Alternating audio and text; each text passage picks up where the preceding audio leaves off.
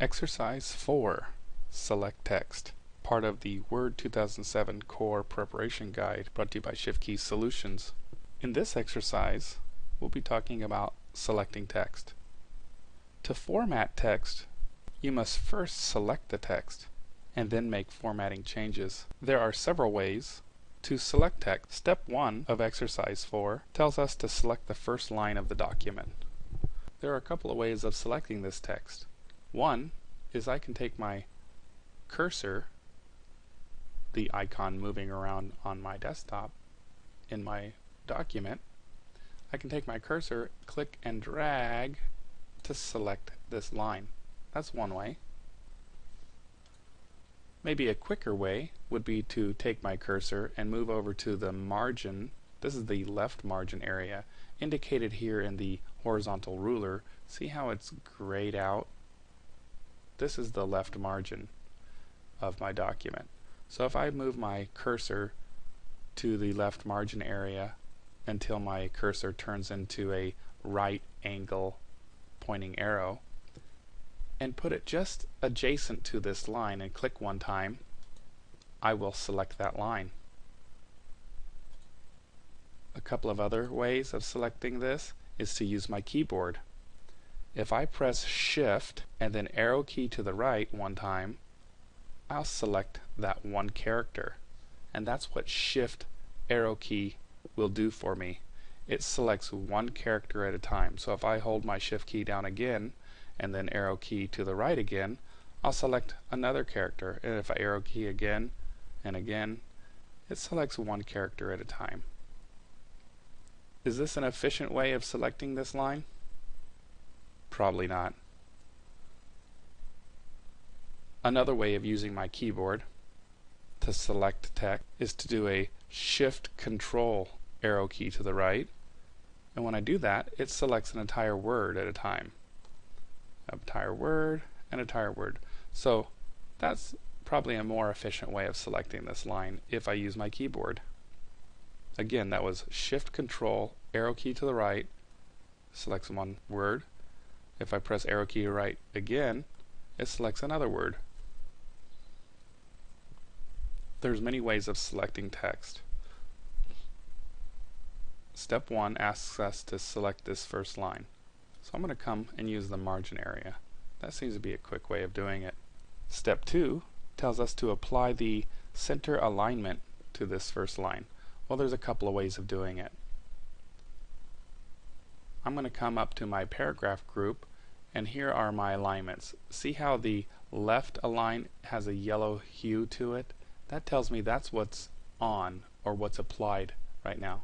If I come to the center align or center alignment option and click this, it'll center align this.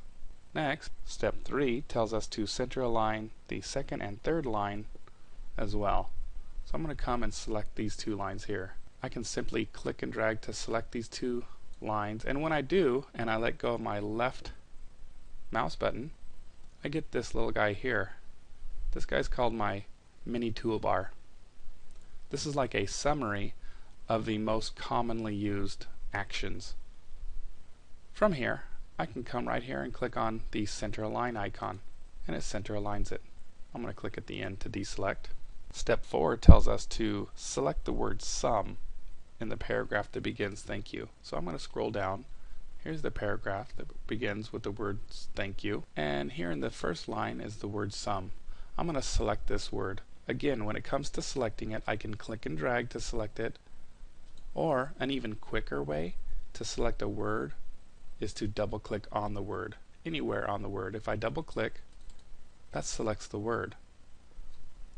At this point, I'll also mention that whenever I say click or click and drag or any form of click, I'm always referring to the left click button. So when you hear someone say click this, click and drag that, they're always referring to the left click button on your mouse, unless otherwise indicated by saying right click, because a right click will give us a shortcut menu. I should mention that left click is an action button. So if I double click this, I'm actioning it to select it. So if I double click, it's selected. If I right click it, it gives me a shortcut menu.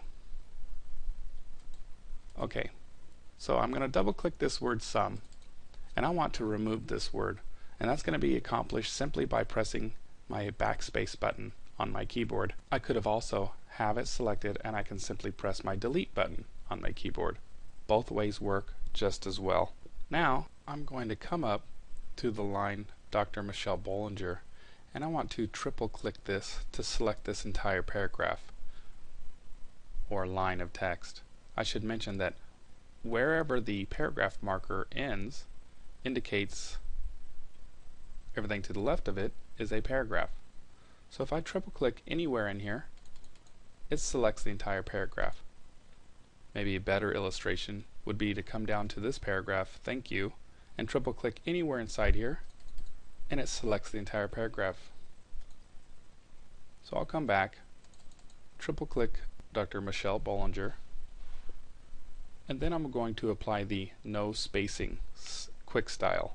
So I'm going to come to my styles group here in my home tab and click on no spacing. Next, I'm going to apply this same no spacing quick style to the next two paragraphs.